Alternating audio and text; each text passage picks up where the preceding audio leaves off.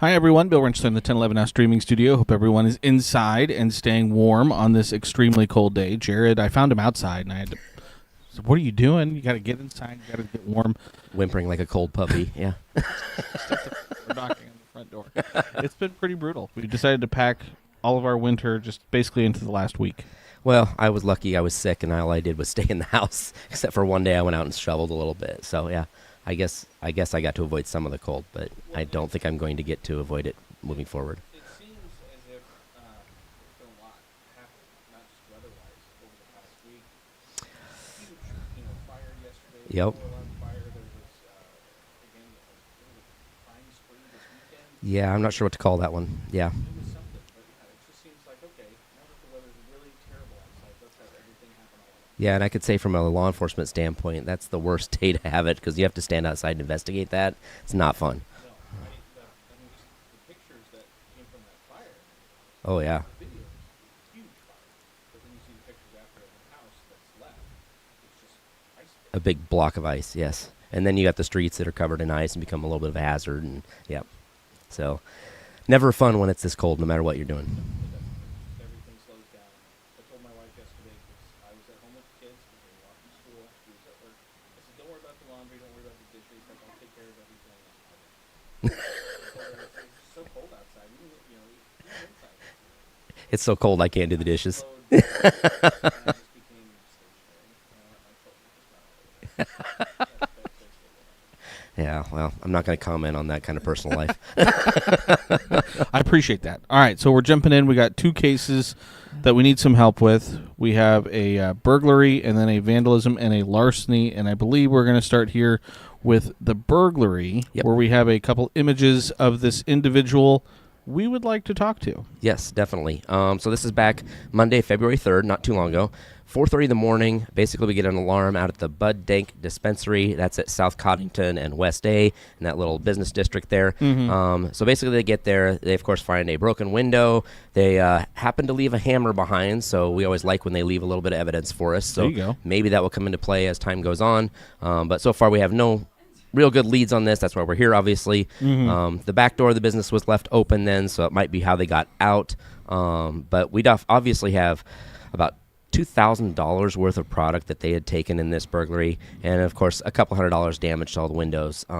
So for any business, that's a pretty hefty loss. That could always hurt the bank accounts, and so we want to see if we can get this solved for them, get that case cleared. So February 3rd, about 2 weeks ago now, South Coddington and West A. Again, individual here kind of dressed in all black without his hammer now, unfortunately. So hopefully that is going to keep him from doing it again. But again, if anyone knows anything, we would love to hear from you. Yep, pretty simple case. Just hoping to get an ID on that guy. Mm-hmm. Obviously, if you do, you can call Crime Stoppers. You can call the police department. That 441-6000 will get you right in touch with a police officer or through our dispatch. That anonymous number, if you want to be anonymous or get a tip, you want to call that 475-3600 number. Of course, you can go on LincolnCrimeStoppers.com to see this case, all the other ones we're talking about. And, of course, my favorite, the P3 app, because that allows you to send all kinds of information. You can send pictures to us. You can have kind of an anonymous chat with us. It really helps us out with that P3 app. So if you're going to do them, that's my favorite. That's the one I recommend. And this one, if you wanted to search it out on crimestoppers.com, titled Healthy Lungs, never heard of him. Because, again, stealing some vape products here. Again, I just love to go through the names. We got to talk to whoever's doing this. We just need to do a whole segment just on that. We work on that. You got to have fun titles. You guys do a good job. And this next one titled Ya Oughta Not Touch the Miata, which, again, I appreciate. This one we do have a little bit of video with. So this is the video, and this is going to be from the You Pull It. You Pull It. I was going to say U-Haul. You Pull It Salvage Yard, 70th and Cornhusker. Yeah, so we see a lot of activity that we have people that are doing stuff. We catch them on video doing weird things. This one's kind of interesting because they actually went in the You Pull It. So we got some images of the people, but the video outside is really nice because we can actually see them going up to this Miata. They end up cutting the rag top off of the convertible top on this car, and they take like change out of the car and a speaker out of this car. So the the damage they did far outweighs whatever they got out of that vehicle when they got into it. So, of course, this poor person that just went to work on a really cold day probably had a really cold ride home. So we would definitely like to get these guys caught. Of course, those pictures when they went inside the business, we don't have any good leads on who they are when they're in it, but we're hoping that maybe somebody can identify these two just based on these pictures. Obviously, male, we think male-female couple that are involved in this. We also had the pickup truck that they left in. One of the things that's interesting about it, if you notice here, it's a black vehicle, but it also has white kind of on the inside, so we're not sure if that was repainted at some point. Yeah. The other thing to notice is that it's got two separate wheels, so one of them, they either have just different wheels or maybe like one of them's a spare tire, but that could kind of stick out, maybe help you identify who this truck is and who these people are to give us a good tip. So just want to make sure we point that out so people can see it. And say you're supposed to buy 4 new tires all at once. So are you? I'm picking up on here that maybe the tire industry and law enforcement are in cahoots together. Yeah, big tire. Yeah, and big law enforcement are working together. Yeah, to help give you guys a tip off when there's maybe a suspect vehicle and it doesn't have matching tires or something like that. Well, we always appreciate when people customize their vehicles and then commit a crime because it usually does help us out a little bit. This is going to be completely off topic here. We had that truck with the giant red stripe on it a couple weeks ago. Yes. Yeah. Oh, yeah. Did we get that one? I think we did. I have to go back and look. There we go. So there's case in point, the customized vehicles.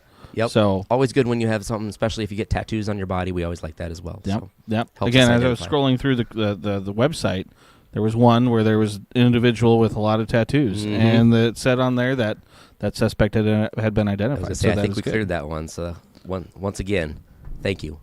Yeah, and so again, file this one under is the juice really worth the squeeze here to literally cut the top off of a soft top convertible? Yeah, I got no idea. Take some change. I can't speak to the mindset involved in this, but when you're cutting a rag top off a car just to steal a small amount of stuff, I'm going to guess there's probably other things going on. Yeah, and we probably would like to get in touch with them and just see what else is going on with that couple. So then, like you mentioned, again, Jared, here's the best ways to get in touch with, again, Lincoln Police, Crime Stoppers, again, whether it's an anonymous tip or just a regular tip, crimestoppers.com, or, again, using that P3 app, which is always a good resource to have. Jared, you also sent me something I was excited for. No, this is the most exciting part of the day, right? It is the most exciting, because who does not love a good bar chart? I love them. They're amazing. So, cases posted versus cases cleared. Yes. So we're finally getting through all of our stats from last year, and it takes a while because a lot of these cases, they're belated, so we have to get through and make sure we're actually clearing cases from 2024 before we actually say, hey, this is how we think we did last year. But one of the things that I like about this is it just kind of shows how overall these are all the cases that we're posting to our Crime Stoppers page, and then the green bars are basically the cases that are getting cleared from those cases. So as a police department, you have a lot of cases that go uncleared just because we don't have good evidence, right? When you come down to Crime Stoppers cases, we usually have something good that we're posting, like a picture, a video, something that is worthy. So it kind of gives it a little bit of a bump up, a little bit of an edge. But typically a 20% clearance rate for a police department is considered high. It's considered a very good clearance rate for that police department. What's neat about this, I think, and obviously, again, we have a little bit of advantage since we have video and images, is that we're showing a really high clearance rate on all of these cases. And just in the last 2 years, you're seeing a 51% clearance rate and a 46% clearance rate. So pretty much, as I've said before, it's a flip of a coin. You go out and pull some kind of job, stealing, cutting a rag top off of a Miata. It's a coin flip. We're probably going to either get it solved or not, 50-50 chance. And those are pretty good odds when it comes to law enforcement. We like those odds. It means we're clearing a lot of cases. Yeah, I say 20%, you're above that mark. Over the last 6 years, been the lowest mark in 2020, about 25%, which is still above.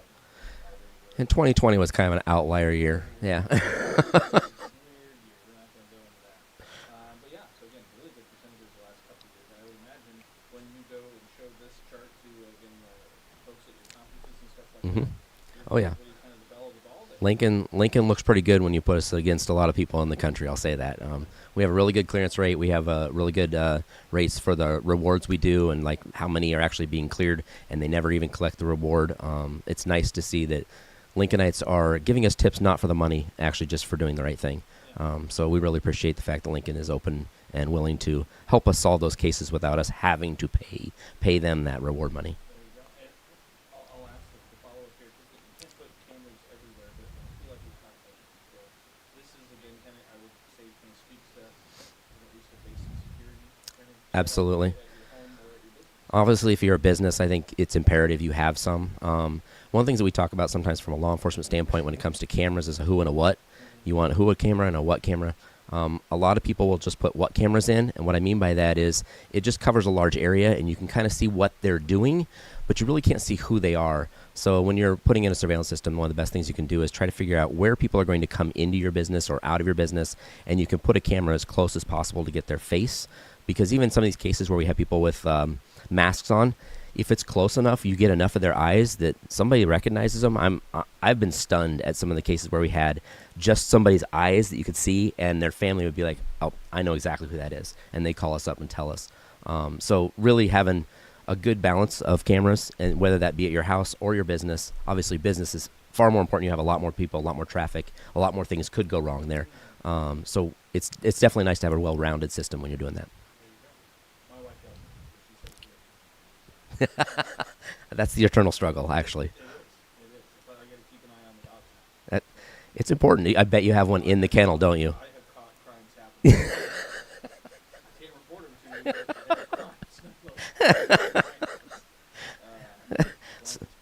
Mm-hmm. Lots of investigative work after the fact, too, I'm sure. It was.